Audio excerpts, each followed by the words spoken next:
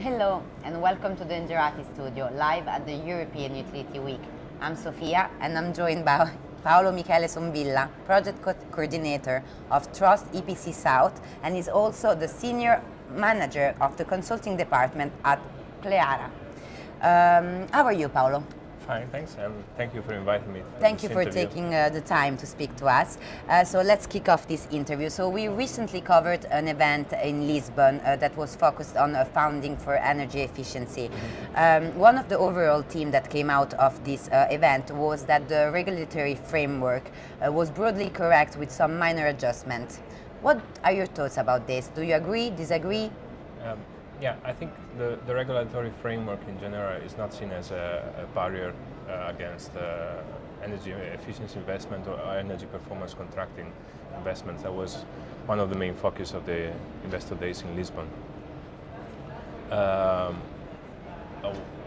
only comment that has been brought out, or not only by the event but also the studies, is that the regulatory framework should be stable and not lead the investors to think that there might be changes that might affect their business.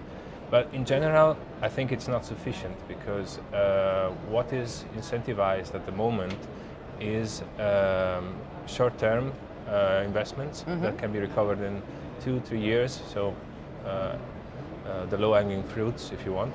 And in order to promote investments that have a longer time plan and in fact achieve more energy efficiency savings, more energy efficiency in general, I think you need to incentivize investors and building owners in particular with a carbon tax, for instance, or any kind of tax that could represent a cost for them if they do not implement these measures.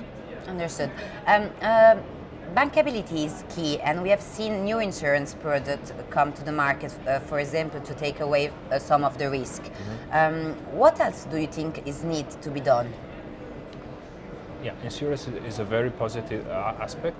I think what is needed also is a standardization. Standardization in all the steps of energy efficiency investment, from the definition of the measures, the evaluation of these measures, the evaluation of the savings. And this kind of standardization will help investors and banks, especially commercial banks, to understand this investment, feel sure, and decrease their risk perception. Another thing would be interesting to have is guarantee funds. We have a problem in the private sector, especially where SMEs often do not have the credit rating sufficient for banks and investors to fund energy efficiency projects that would benefit their operation as well.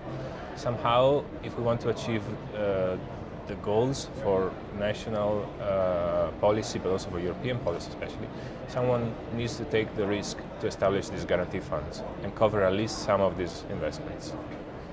Understood. So you did a presentation here at the European Utility Week in the Intelligent Building sessions.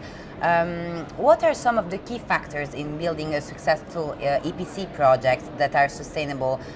As an example, life beyond the low-hanging fruit of, say, LED lighting? Yeah. Well, apart from what I already mentioned about the carbon tax, I think what is important to structure such a project is to get very well to know the client, its consumption baseline, first of all, but also discuss with them all the possible measures and try to make them understand how this do not only lead to energy efficiency savings or to energy savings, but also to increase comfort of the users of the building, increase value for the buildings, and convince them therefore to combine the low-hanging fruit measures, such as lighting, to other measures which are a little bit more expensive and have a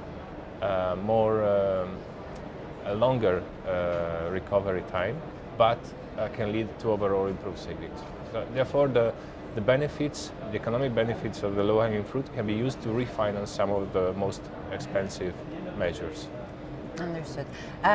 So, of course, you had this presentation, but I think you have personal reason to be here. Not personal, of course, but work-related reason. It's personal. I like the place. You like the place, perfect. You like Barcelona, I guess. Can you tell us a little bit more? Why did you came here? Well, I came because first of all I got the opportunity to present my project, and I thank you and you and your organizer for this again. Secondly, because I'm also interested in the evolution of the electrical sector in general. I did previous work in other European projects about integration of renewable in the distribution grid, for instance. So I came here to catch up a little bit with the latest trends and to meet people that I could develop such other projects in the future as well. Some potential partner to work with. Okay, brilliant, Paolo. Thank you very much. You're welcome. It was a pleasure. Yeah. And remember that you can watch all the European Utility Week videos on our Ingerati YouTube channel. Goodbye.